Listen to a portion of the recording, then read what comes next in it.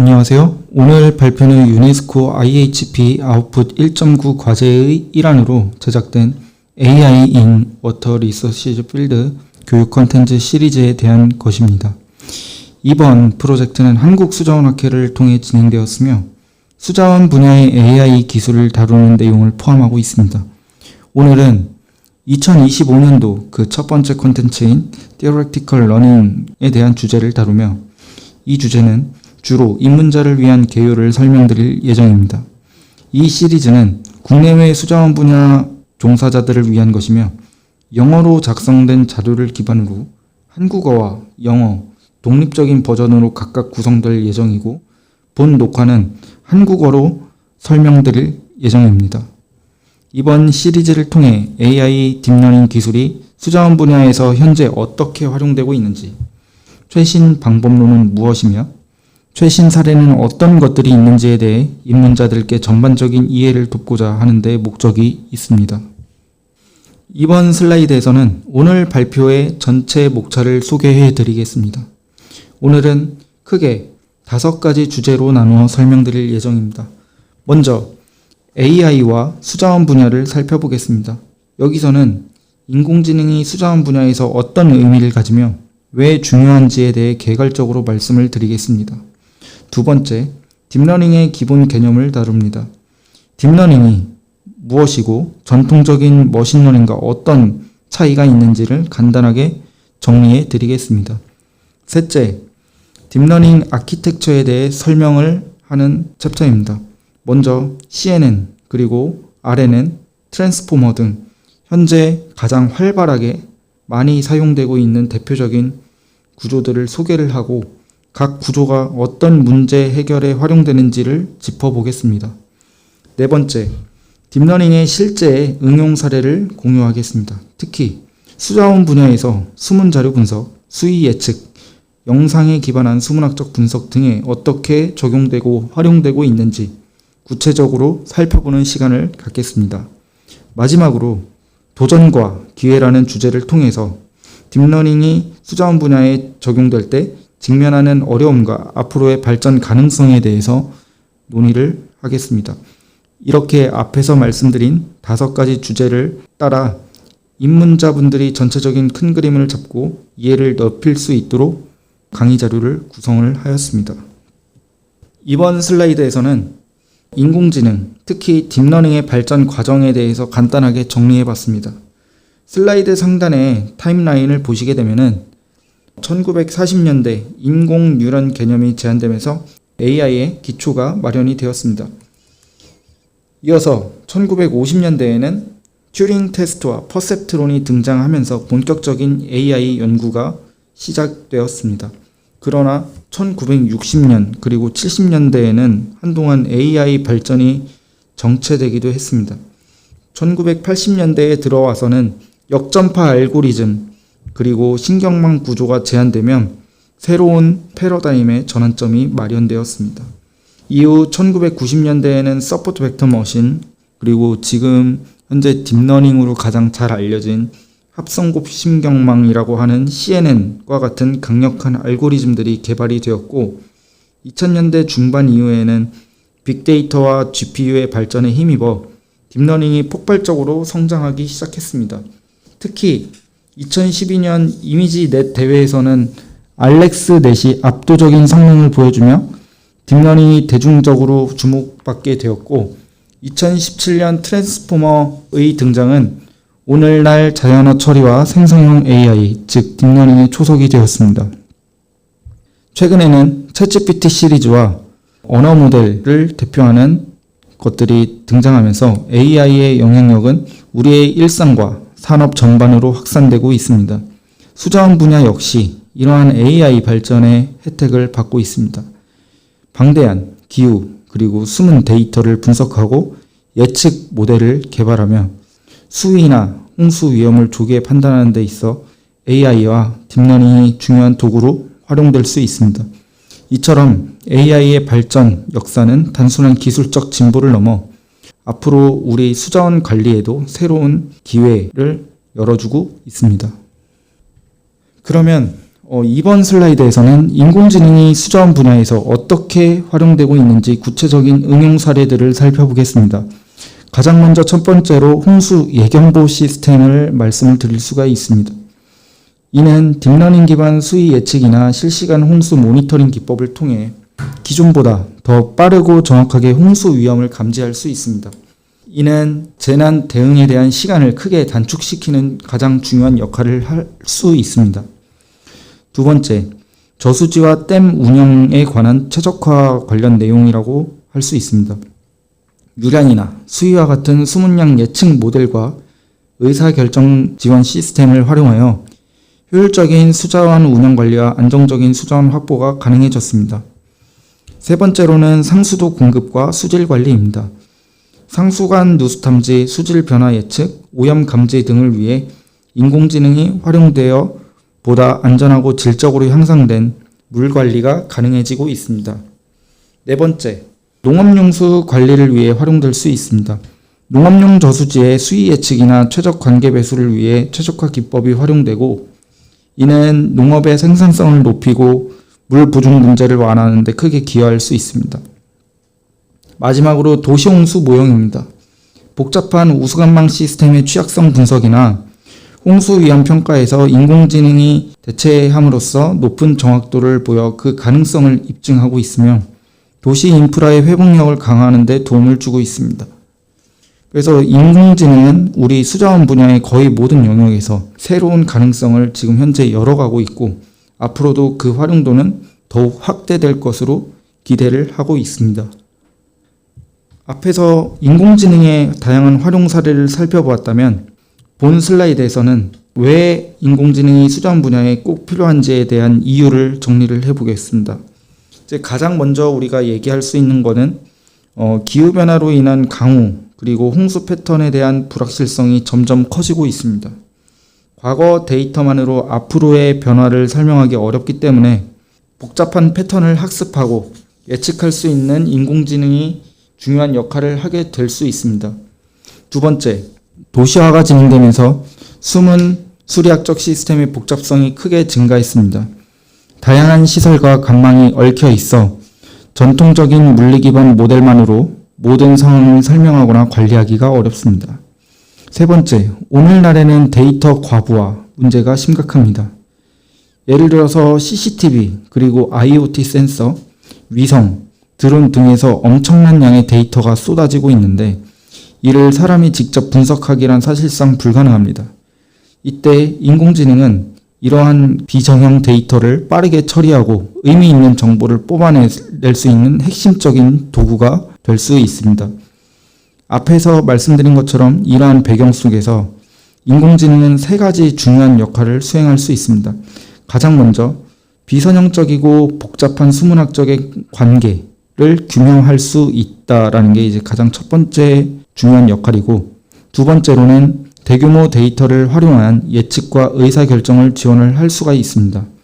마지막으로 기존의 물리 기반의 모형을 보완하여 더욱 견고한 수자원 관리 체계를 구축할 수 있게 우리에게 도움을 줄 수 있습니다.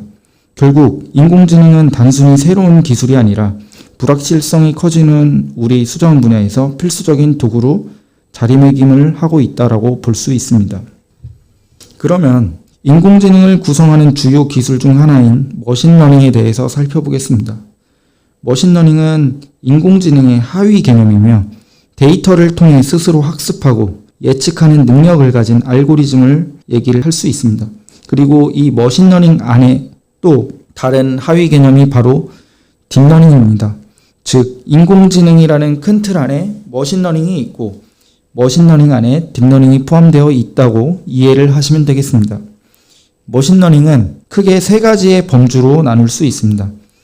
첫 번째로 지도학습, 그리고 이 지도학습이라고 하는 것은 입력과 정답이 모두 주어진 데이터를 학습하여 새로운 데이터를 예측을 하는 방식을 우리가 지도학습이라고 부릅니다. 예를 들면 강우 데이터를 기반으로 향후 미래의 유량을 예측하는 문제에 활용을 할 수가 있습니다. 두 번째는 비지도 학습이라고 얘기를 하는데, 이 비지도 학습이라고 하는 것은 정답이 없는 어떤 특정한 데이터를 토대로 그 데이터에 대한 패턴 또는 이제 특징을 찾아내는 방식이라고 우리가 얘기를 할 수가 있습니다. 그 예로는 군집화나 차원 축소 기법을 활용하여 관측 데이터 안에 숨어있는 특정한 구조를 발견하는 데 유용하게 사용이 될 수 있습니다. 그리고 마지막으로는 세 번째 강화학습이라고 얘기를 할 수 있습니다. 강화학습은 어떤 보상이라고 하는 것을 최대화하기 위해서 의사결정을 최적화하는 학습 방식을 채택을 하게 됩니다. 예를 들어서 이 강화학습이라고 하는 방법론은 운영과 관련되어 적용을 할 수 있는데 저수지 운영이나 수문 개폐 운영과 같은 반복적인 의사결정을 필요로 하는 문제에 적용이 될 수 있습니다. 이렇게 머신러닝은 다양한 학습 방식으로 복잡한 수문학적 데이터를 분석하고 예측하는 데 활용되며 이후 다룰 딥러닝은 이러한 머신러닝 기술 중 가장 발전된 형태라고 볼 수 있습니다. 그러면 머신러닝과 딥러닝은 어떤 차이가 있는지 살펴보겠습니다. 먼저 아래 그림은 입력과 모델 그리고 출력 간의 관계를 모식도로 나타낸 것입니다. 머신러닝은 주어진 데이터를 바탕으로 학습을 하지만 특징을 사람이 직접 추출해야 한다는 특징이 있습니다. 예를 들면 자동차를 구분하는 문제라면은 바퀴 개수, 차체 모양, 창문 위치와 같은 중요한 특징 같은 것들을 사람이 직접적으로 정의를 해줘야 모델이 학습을 할 수가 있습니다. 따라서 도메인 지식과 사전 처리 과정이 매우 중요하다고 우리가 할 수 있습니다.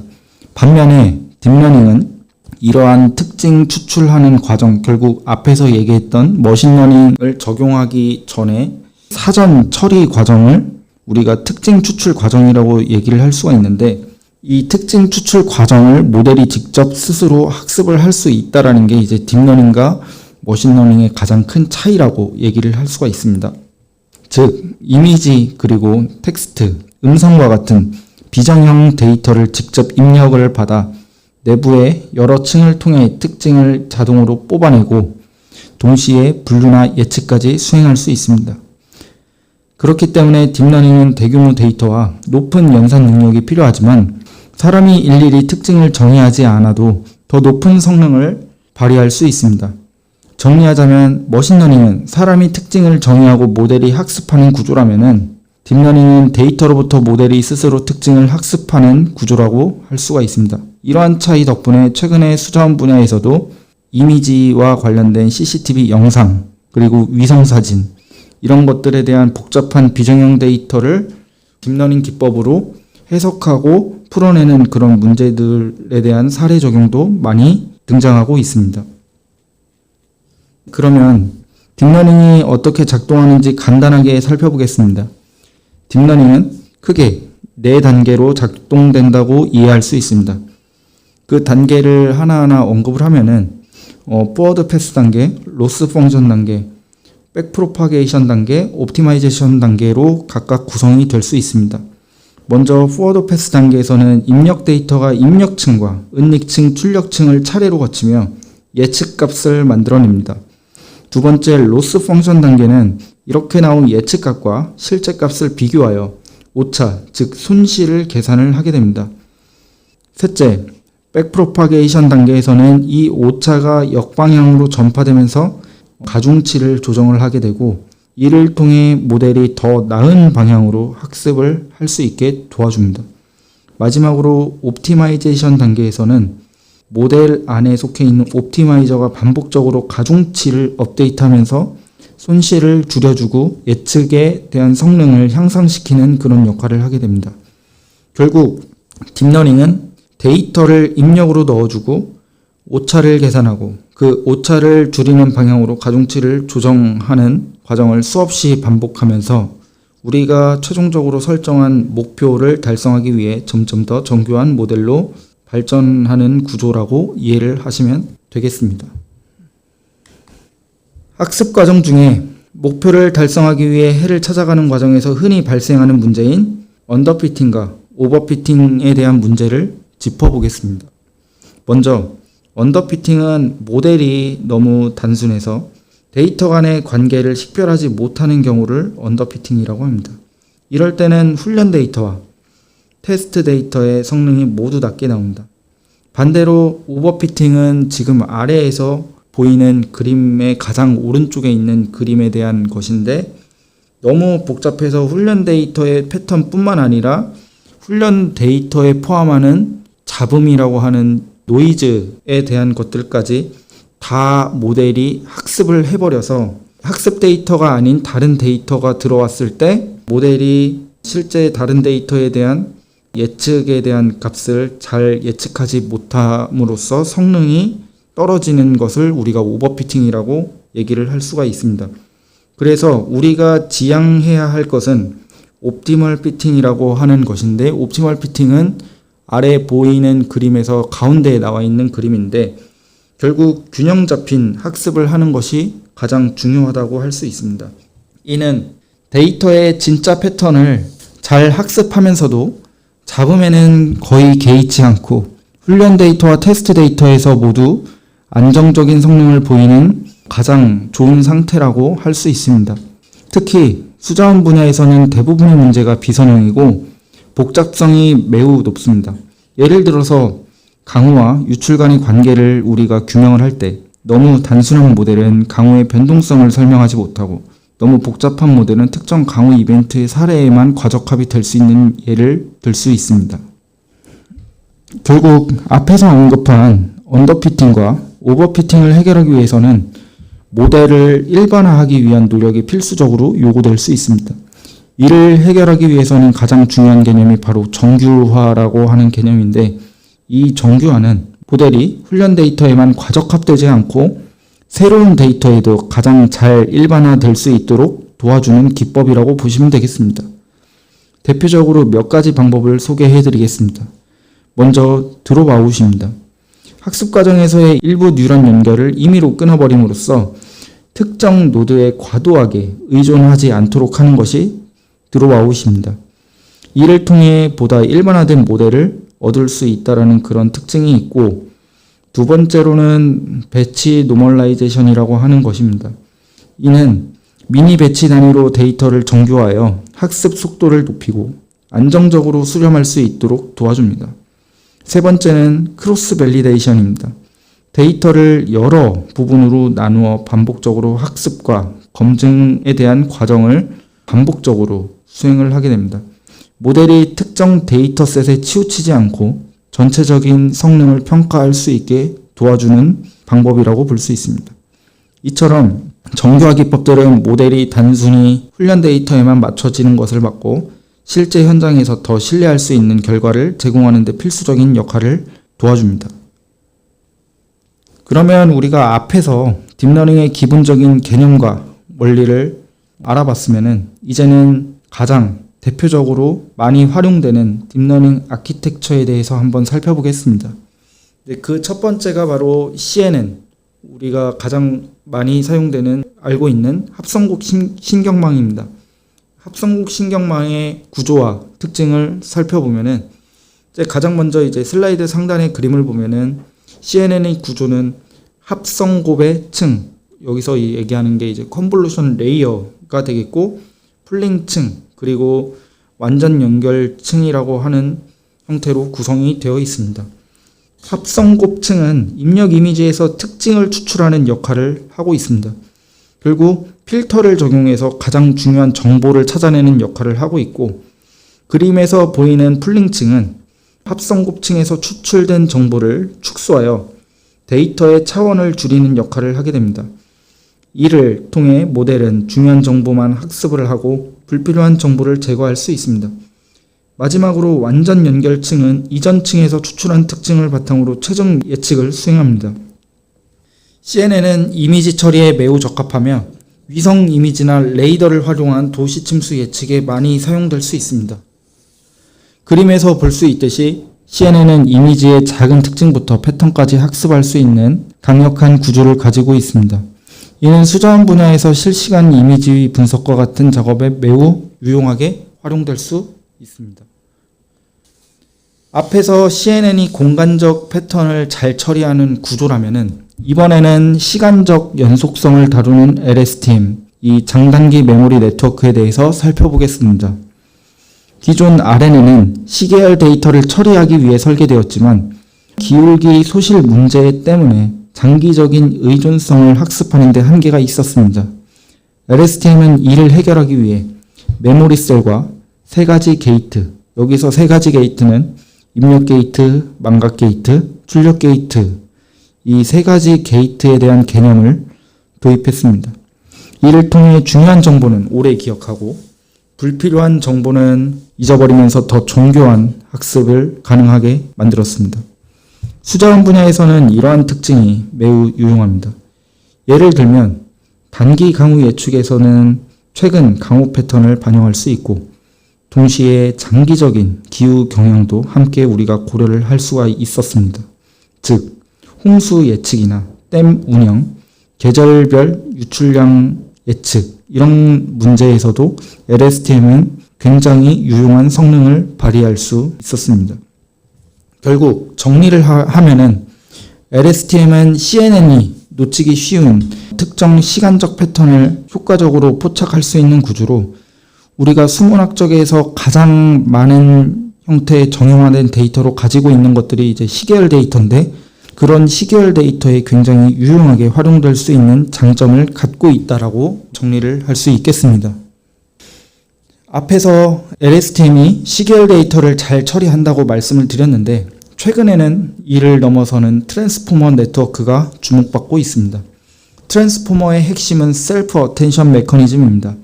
여기서 얘기하는 셀프 어텐션 메커니즘은 입력된 모든 요소가 서로 참조하면서 전역적인 의존 관계를 학습할 수 있기 때문에 긴 시퀀스 데이터에서도 중요한 정보를 효과적으로 잡아낼 수 있습니다.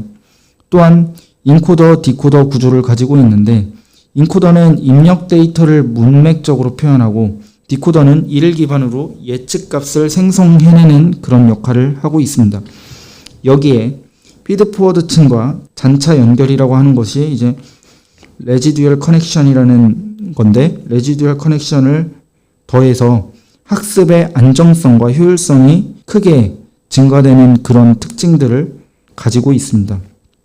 그러면 우리 수자원 분야에서 이런 장점 덕분에 트랜스포머가 기존 RNN이나 LSTM보다 훨씬 더 효과적으로 활용이 될 수 있겠다라고 해석을 할 수가 있습니다. 예를 들어 강우, 유출, 기온, 증발상과 같은 이런 수문량과 같은 다변량 시계열 데이터를 동시에 다루거나 장기적으로 어떤 기후나 경향 이런 것들에 대해서 예측을 할 때 특히 강력한 성능을 보여준다라고 알려져 있습니다. 앞에서 CNN, LSTM 그리고 트랜스포머를 각각 따로 설명을 해드렸는데 이번 슬라이드에서는 이 세 가지 딥러닝 아키텍처를 대표적인 특징과 장단점을 요약해 비교하였습니다. 먼저 CNN은 공간적 패턴을 잘 포착하는 장점이 있어 위성, 영상, 이미지와 같은 공간 데이터 분석의 강점을 가질 수 있습니다. 하지만 격자 형태가 아닌 데이터에는 효과가 제한적이라는 단점이 있습니다. 반면 LSTM은 시계열 데이터 분석에 적합합니다. 앞에서 언급했던 것처럼 강우, 유량, 기상 데이터처럼 시간에 대한 중요한 요소일 때 장단기 의존성을 잘 모델링을 할 수 있는 장점이 있습니다. 하지만 LSTM은 계산 비용이 크고 해석이 어렵다는 제약이 있습니다.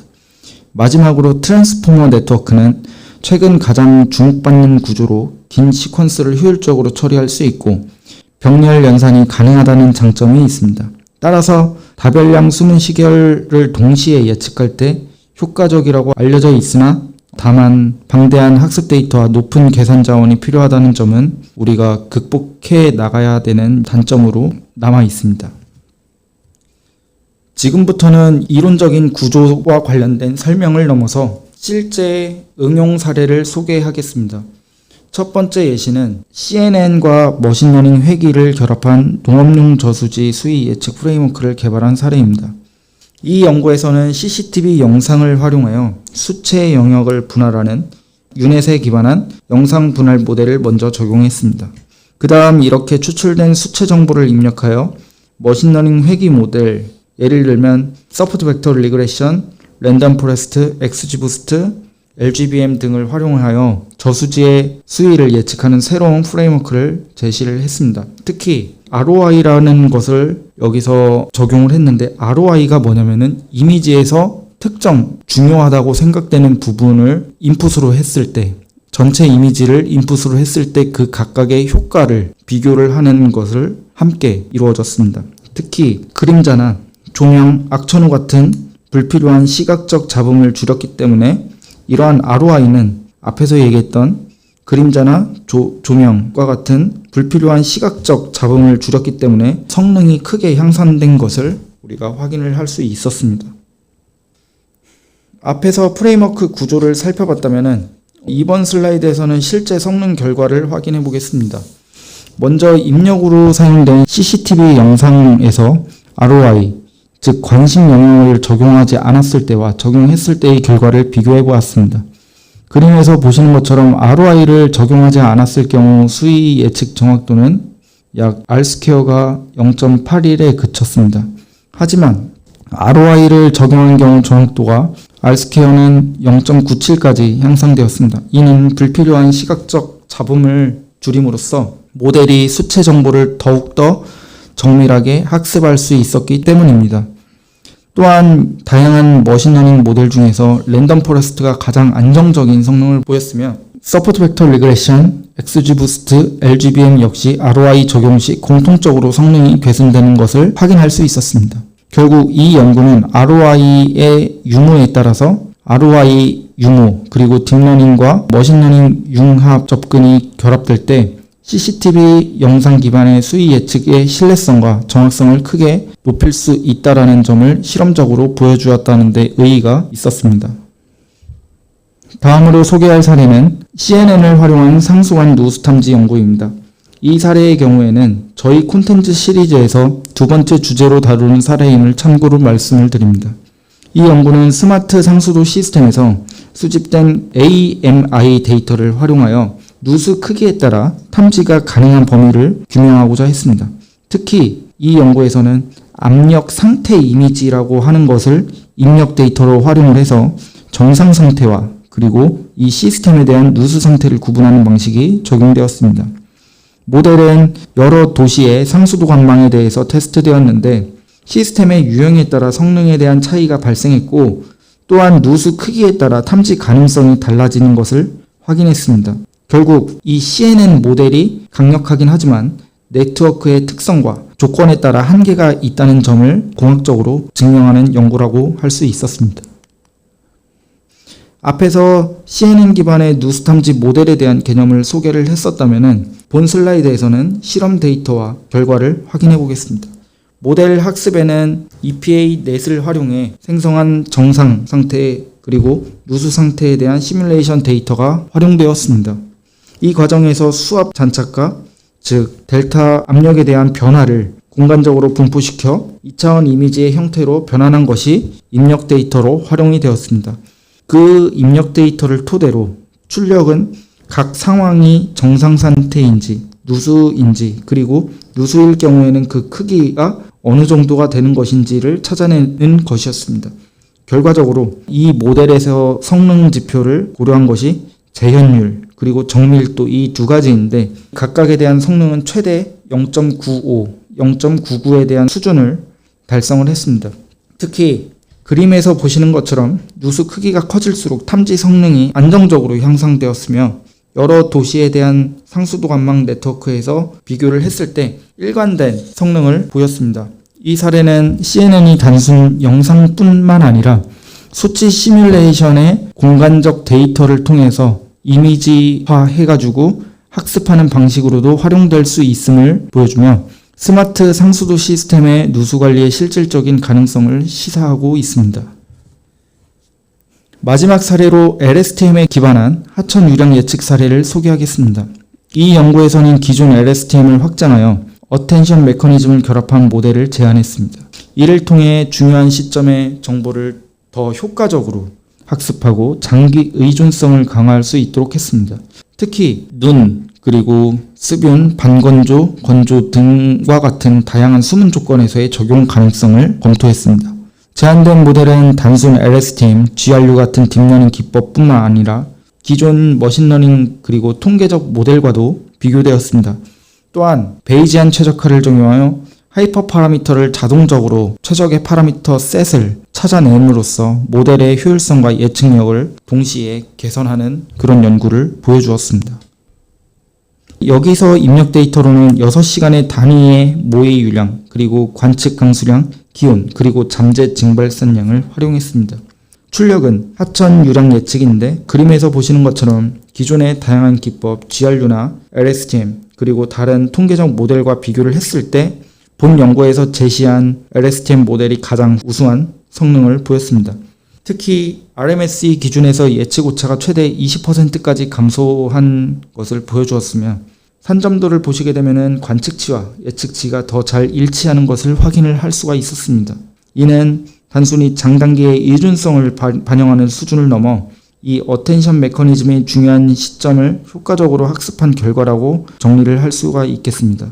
결국 본 연구에서 제시한 LSTM 모델은 기존 모델보다 훨씬 더 안정적이고 정확한 유량 예측이 가능함을 보여주었으며 다양한 수문 조건에서도 활용도가 높다는 점에서 큰 의미를 가질 수 있습니다.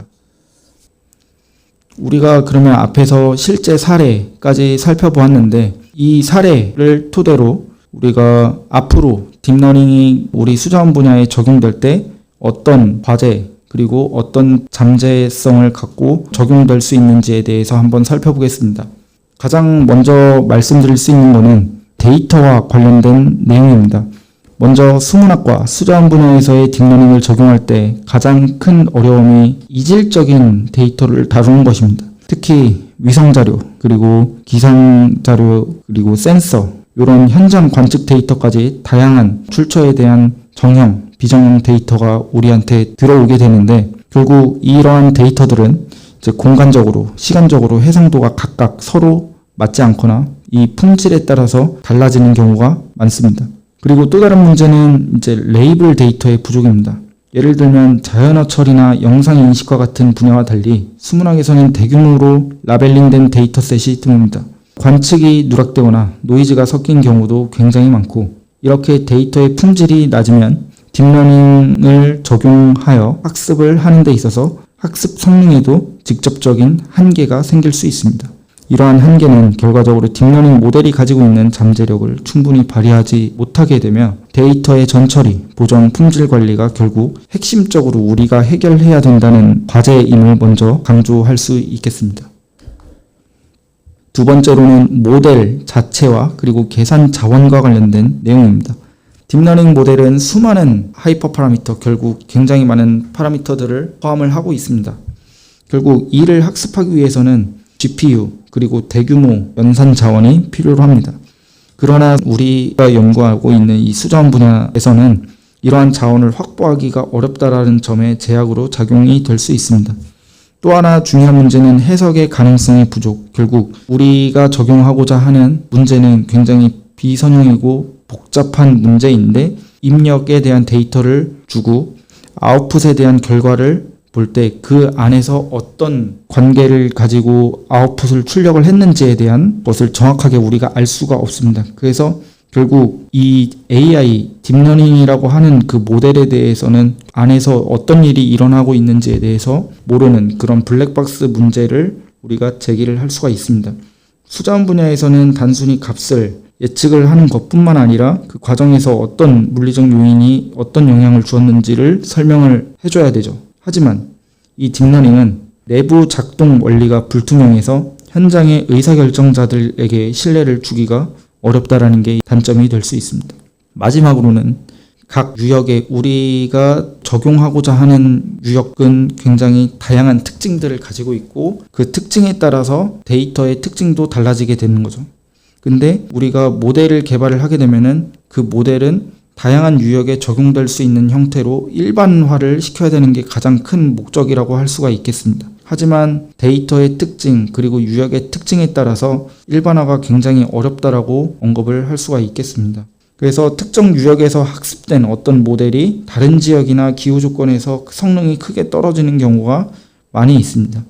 결국에는 수문학적 데이터의 지역적 특성과 변동성이 크기 때문에 나타나는 문제로 다른 전이학습이나 도메인 관련된 연구가 추가적으로 지속되어야 되는 상황이라고 말씀을 드릴 수 있겠습니다.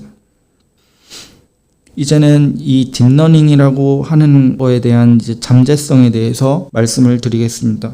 결국 이제 첫 번째로는 물리 기반 모형과 딥러닝을 결합한 하이브리드 모델은 딥러닝의 데이터의 적합 능력과 물리 모형의 해석 가능성을 결합해 더욱더 신뢰성 있고 강건한 예측을 가능하게 만들 수 있습니다.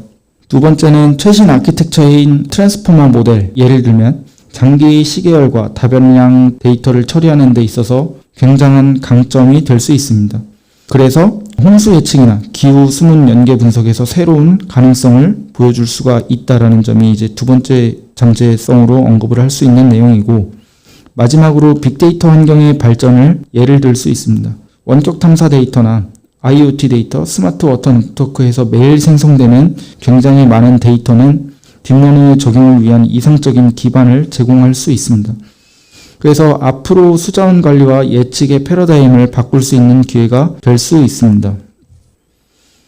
마지막으로 이번 유네스코 IHP 아웃풋 1.9 프로젝트의 Theoretical Learning을 마치면서 이번 발표에서 다룬 내용을 간단하게 정리를 해보겠습니다. 우리는 딥러닝이 수자원 분야에서 어떤 방식으로 적용이 될 수 있는지, 이에 대한 원리와 방법, 응용 사례와 앞으로 딥러닝 기술이 어떻게 발전하고 활용될 수 있는지를 살펴보았습니다. 오늘 소개해드린 Theoretical Learning 콘텐츠가 수자원 관리 입문자들에게 유익한 정보가 되었기를 바랍니다. 이 내용은 앞으로 전문가 인터뷰와 실습 활용 콘텐츠로 이어지며 더 많은 정보를 제공할 예정입니다.